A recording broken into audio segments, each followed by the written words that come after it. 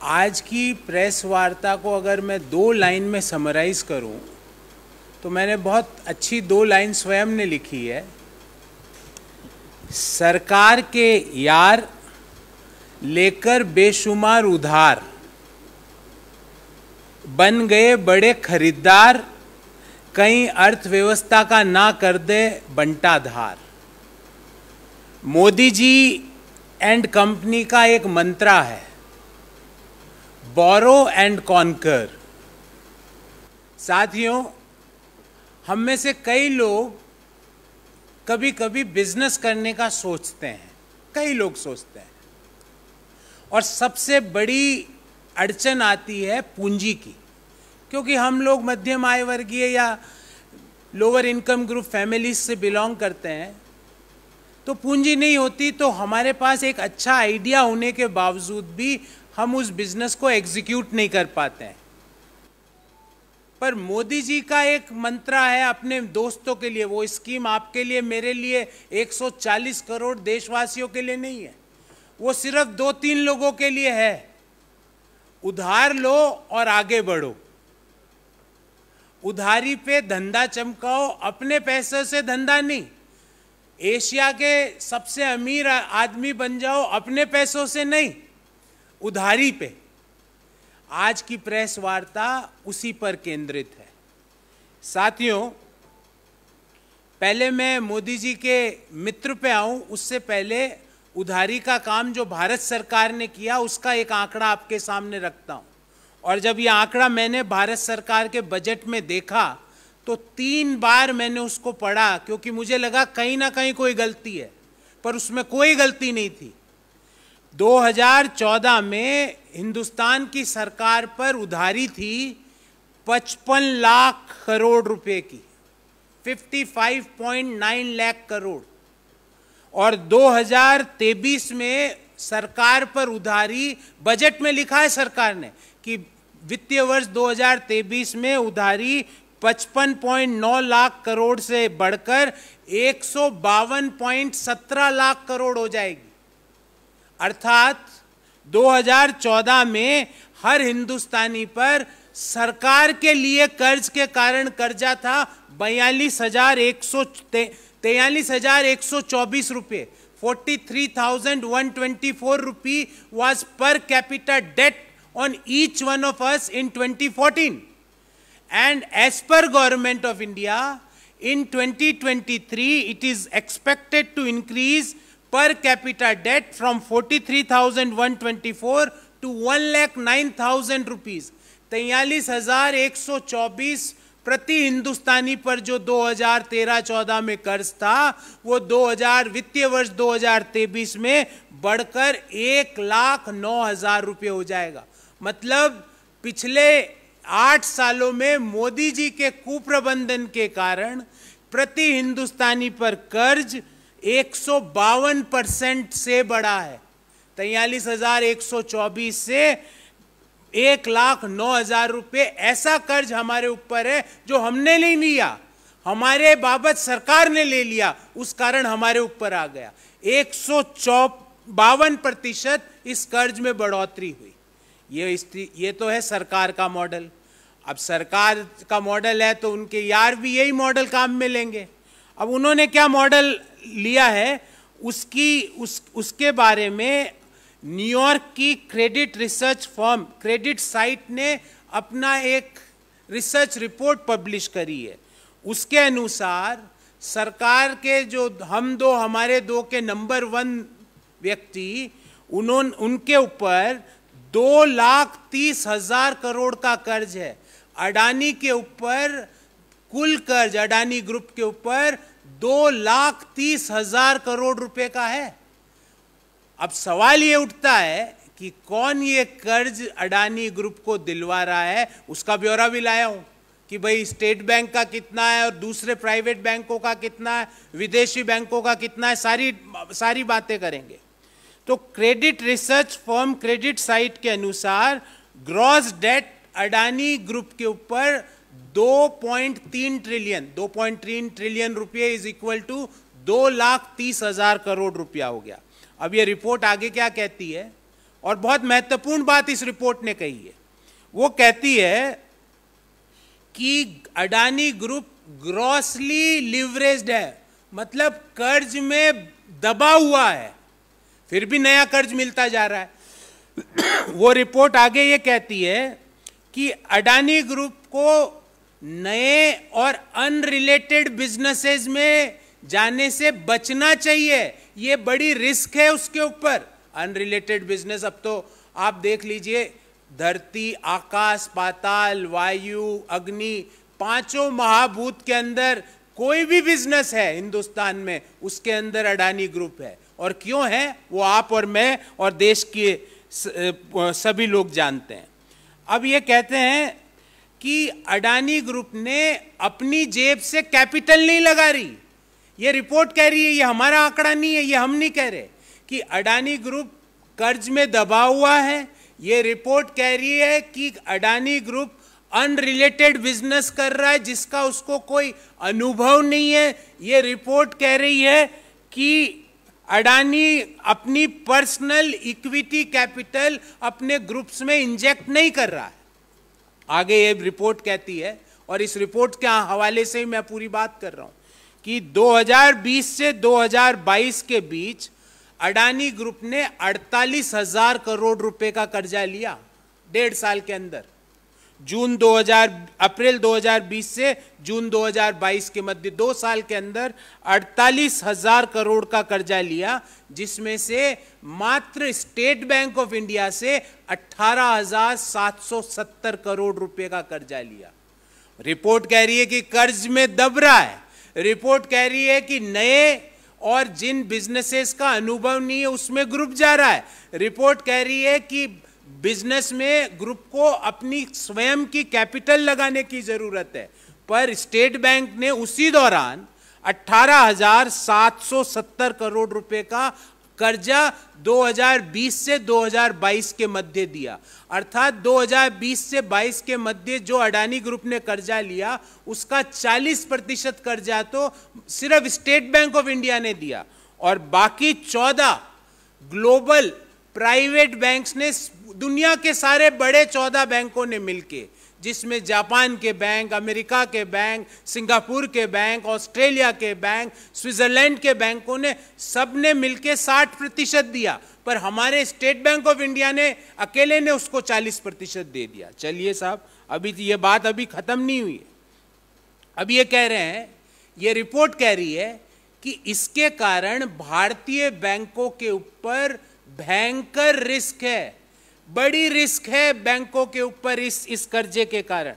और इस रिपोर्ट के अनुसार अडानी एंटरप्राइज और अडानी ग्रीन एनर्जी ने जो जिनके ऊपर 94,400 करोड़ रुपए का कर्ज है, आपको जान के आश्चर्य होगा कि वह अपना जो ब्याज का खर्चा है, जो उनका टैक्स के बिफोर अर्निंग है, उसका मात्र 1.5 गुना, वो ब्याज का मात्र 1.5 गुना टैक्स के बिफोर की अर्निंग के रूप में कमाते हैं। EBITA to tax to gross debt is 1.5 times only, EBITA to gross debt. फिर ये रिपोर्ट आगे कहती है कि द रिपोर्ट हाईलाइट्स कि आने वाले समय में इनके नए बिजनेसेस में प्रॉफिट नहीं होगा। ये मैं नहीं कह रहा, ये रिपोर्ट कह रही है। और जब प्रॉफिट नहीं होगा तो या तो बैंकों को इनको और कर्ज देना पड़ेगा या बैंकों का कर्ज डूब जाएगा आने वाले समय में, क्योंकि ये नया नया बिजनेस करते हैं। अब इस रिपोर्ट में आगे कहा जा रहा है कि इसके कारण अडानी ग्रुप एक मैसिव डेट ट्रैप के अंदर जा चुका है। और इस रिपोर्ट के अंतिम पैराग्राफ में जो लाइनें लिखी है वो मैं अक्षरशः आपके सामने पढ़ के सुनाता हूं। Gautam Adani also enjoys healthy relationship with ruling Modi administration. ये एज इट इज वर्बेटिम सुना रहा हूं आपको। Mister Adani and Indian prime minister mister Narendra Modi know each other well, going back to the latter days as the chief minister of the Gujarat state. ये इस report में लिखा गया है। पूरा 2,20,000 करोड़ का कर्जा है। पिछले 2 सालों में आपने जो मेजर कर्जा लिया उसमें से 40% सिर्फ स्टेट बैंक ऑफ इंडिया से लिया। आप नए बिजनेस में जा रहे हो, जिसके कारण इस रिपोर्ट में कहा गया है कि आने वाले समय में उन बिजनेसेस में उतनी प्रॉफिटेबिलिटी नहीं रहेगी, तो आपको बैंकों से और कर्जा लेने की जरूरत पड़ेगी, या बैंकों को आप कर्जा या ब्याज चुकाने में असमर्थ हो जाओगे। गौरतलब, ध्यान रहे, याद रहे कि 23 जून 2022 को मैंने एक और प्रेस वार्ता की थी, आपको याद होगा, जब श्रीलंका के प्रेसिडेंट के ऊपर मोदी जी का प्रेशर गया था कि वह जो रिन्यूएबल एनर्जी के पावर के प्रोजेक्ट हैं वो अडानी को अलॉट करे। ये हमने नहीं कहा, ये श्रीलंका के state owned Ceylon electricity board के चेयरमैन ने ये बात कही है। अभी तक उसके बारे में, उसको किस तरह उस इश्यू को ख़त्म किया गया, चेयरमैन साहब के ऊपर दबाव डाला गया कि नहीं दबाव डाला गया, उन्होंने अपने शब्द वापस लिए। गौरतलब है कि 2014 में जैसे ही मोदी जी सरकार में आए तो एसबीआई ने अडानी ग्रुप को $1 बिलियन का कर्ज देने का इन प्रिंसिपल एग्रीमेंट बनाया और उसको वापस लेना पड़ा था। आफ्टर कांस्टेंट प्रोटेस्ट एसबीआई ने उस एमओयू को स्क्रैप किया।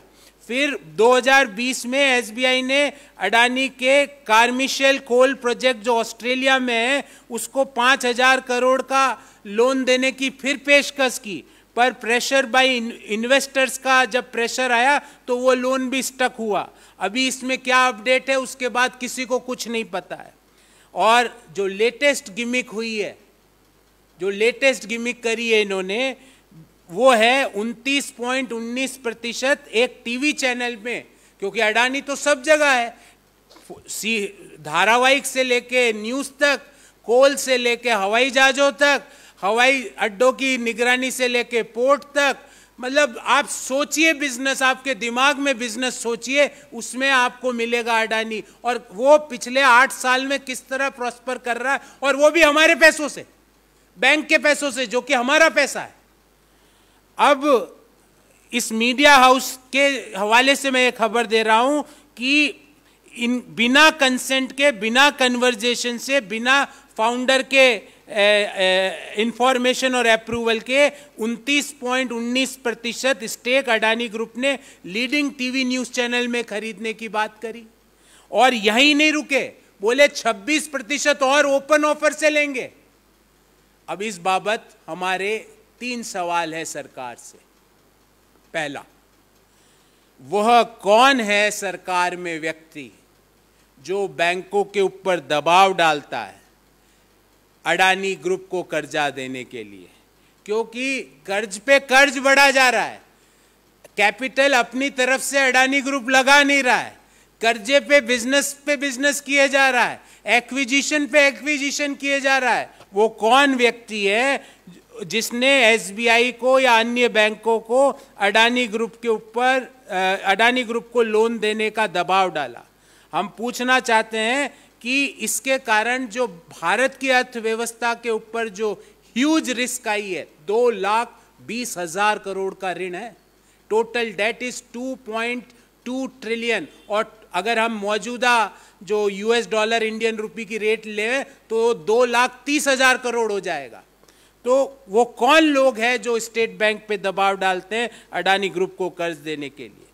दूसरा, अभी जब अडानी ग्रुप ने एक मीडिया हाउस का होस्टाइल टेक ओवर करने का जो प्रयास किया जा रहा है, और ले लिया, प्रयास क्या किया जा रहा है, ले लिया, securities and exchange board of India और वित्त मंत्रालय क्यों खामोश है? क्यों वो इसकी जांच नहीं करवाता कि ये होस्टाइल टेक ओवर कैसे हुआ, कौन कौन से सेबी के जो नोटिफिकेशंस और सेबी के जो सर्कुलर्स है उनका उल्लंघन हुआ है? वो क्यों मुखदर्शक बन के बैठा हुआ है? तीसरा, कि जब एक फर्म 2,30,000 करोड़ का कर्ज लेके देश में काम कर रही हो, अगर वह फर्म डिफॉल्ट करती है तो अर्थव्यवस्था पे जो दुष्प्रभाव उस डिफॉल्ट के कारण पड़ेगा, उसके लिए मोदी जी और वित्त मंत्रालय में निर्मला सीतारमण जी ने क्या तैयारी करके रखी है। So these are 3 particular questions. Before I entertain the questions on this, I would like to brief you in English. सरकार के यार लेकर बेशुमार उधार, बन गए हैं बड़े खरीदार, कहीं अर्थव्यवस्था का ना कर दे बंटाधार। भारत की न्यायिक व्यवस्था पर आज भी हिंदुस्तान के प्रत्येक व्यक्ति को और कांग्रेस पार्टी को पूर्ण विश्वास है, और हमें उम्मीद है कि संविधान बिल्किस बानो के साथ न्याय करेगा, भारत की न्याय प्रणाली न्याय करेगी। जो 11 दुष्कर्म के दोषी लोग, उनको जिस तरह से माला पहना के जिस तरह से उनका स्वागत किया गया, वो हिंदुस्तान के हर व्यक्ति के लिए, गुजरात सरकार के लिए और भारत सरकार के लिए एक शर्म की बात है। एक दुष्कर्म के दोषी 11 लोगों का महिमा मंडन किया जा रहा है, उनको इस तरह स्वागत किया जा रहा है कि उन्होंने भारत के लिए स्वर्ण पदक जीत लिया हो। शर्म आनी चाहिए गुजरात सरकार को, शर्म आनी चाहिए भारत सरकार को, जो मूक दर्शक बन के सारी चीजें देख रही है। हमें पूर्ण विश्वास है कि भारत की न्याय प्रणाली, भारत का संविधान हमारे देश की बेटियों को न्याय देगा। और जैसा राहुल गांधी जी ने कहा है कि बेटी बचाओ सिर्फ खोखला नारा नहीं हो सकता, बेटी बचाओ जैसे खोखले नारे आप दे रहे हो और दूसरी तरफ बलात्कारियों को बचाने का काम कर रहे हो। मुझे और कांग्रेस पार्टी को उम्मीद है कि भारत का सर्वोच्च न्यायालय बिल्किस बानो को न्याय देगा, और जिन लोगों ने भी इस न्याय व्यवस्था का उपहास उड़ाने का प्रयास किया, उनके खिलाफ कड़ी कार्रवाई होगी। बेशरम लोग हैं वो जिन्होंने एक दुष्कर्म, जो पीड़ित महिला उसके साथ जिन्होंने दुष्कर्म किया, उनका स्वागत किया जा रहा है, उनका माल्यार्पण के द्वारा उनका स्वागत किया जा रहा है। मुझे लगता है हिंदुस्तान में इससे ज्यादा बेहुदापन कभी नहीं हो सकता। कई बार उत्तर नहीं देना भी एक उत्तर होता है। सरकार ने बता दिया कि उन्होंने पेगासस हथियार का प्रयोग इस देश के लोकतंत्र के खिलाफ किया था। सरकार ने चुप रह के ये बता दिया कि इस पेगासस हथियार का प्रयोग सरकार ने राहुल गांधी जी के खिलाफ, अपोजिशन के लीडर्स के खिलाफ, मुख्य वैज्ञानिकों के खिलाफ, इलेक्शन कमिश्नर के खिलाफ, सुप्रीम कोर्ट के रजिस्ट्रार के खिलाफ, देश के सिविल सोसाइटी के एक्टिविस्टों के खिलाफ, देश के सीनियर जर्नलिस्टों के खिलाफ किया है। अब क्या उत्तर देने को रह जाता है? मुझे उम्मीद है कि सुप्रीम कोर्ट इस नई उत्तर देने को भी एक उत्तर मानेगा और सरकार के खिलाफ इस मामले में कड़ी कार्रवाई करेगा। क्योंकि हम तो पहले दिन से ही पूछ रहे हैं, पेगासस हथियार का प्रयोग सरकार ने क्यों किया, किस कानून के अंतर्गत किया? जिस हथियार का प्रयोग आतंकवादियों के खिलाफ किया जाता है, जिस हथियार का प्रयोग दुश्मन देश के जो लोगों के खिलाफ किया जाता है, सरकार ने उस हथियार का प्रयोग भारत के लोकतंत्र को कमजोर करने के लिए क्यों किया, भारत की न्यायपालिका को कमजोर करने के लिए क्यों किया, भारत की एग्जीक्यूटिव को कमजोर करने के लिए क्यों किया? इसके बारे में उसको उत्तर देना चाहिए। हमने आपको डिटेल्ड ब्यौरा दिया कि इलेक्शन कमिश्नर के खिलाफ उस हथियार का प्रयोग हुआ, सुप्रीम कोर्ट के रजिस्ट्रार के खिलाफ उस हथियार का प्रयोग हुआ, उस हथियार का प्रयोग अपोजिशन के लीडर्स के ऊपर हुआ, राहुल गांधी जी के ऊपर उस हथियार का प्रयोग किया गया। उससे सिर्फ आपने लोकतंत्र और भारत के संविधान को कमजोर करने का काम किया। और किस हैसियत से वो हथियार खरीदा गया? वो एक हथियार है, जैसा राहुल गांधी जी ने बार बार कहा, that is a weapon to give a dent to the democracy of our country, that is a weapon to give a dent to the constitution of our country, that is a weapon against parliamentary, against executive, against the judiciary of our country. जब आप opposition के नेताओं के खिलाफ उस weapon का प्रयोग करते हो तो उससे आप पार्लियामेंट्री डेमोक्रेसी को डेंट देते हो। जब आप सुप्रीम कोर्ट के रजिस्ट्रार के फोन में उस वेपन का प्रयोग करते हो तो आप जुडिशरी को डेंट देने का काम करते हो। जब आप भारत के निर्वाचन आयोग निर्वाचन आयुक्त है, इलेक्शन कमिश्नर है जो देश के, उनके फोन पे इस वेपन का प्रयोग करते हो तो आप एग्जीक्यूटिव को कमजोर करने का काम करते हो। जब आप उस वेपन का प्रयोग देश के सिविल राइट के एक्टिविस्ट, देश के सीनियर जर्नलिस्ट के खिलाफ करते हो तो आप देश का जो चौथा स्तंभ है उसको डेंट देने का काम करते हो। इसलिए नहीं उत्तर भी एक उत्तर है। और क्या उत्तर देगी सरकार, हमें भी पता है और देश के हर व्यक्ति को पता है कि इस वेपन का, इस हथियार का प्रयोग मोदी सरकार ने देश के संविधान को डेंट देने के लिए, देश के लोकतंत्र को डेंट देने के लिए किया है।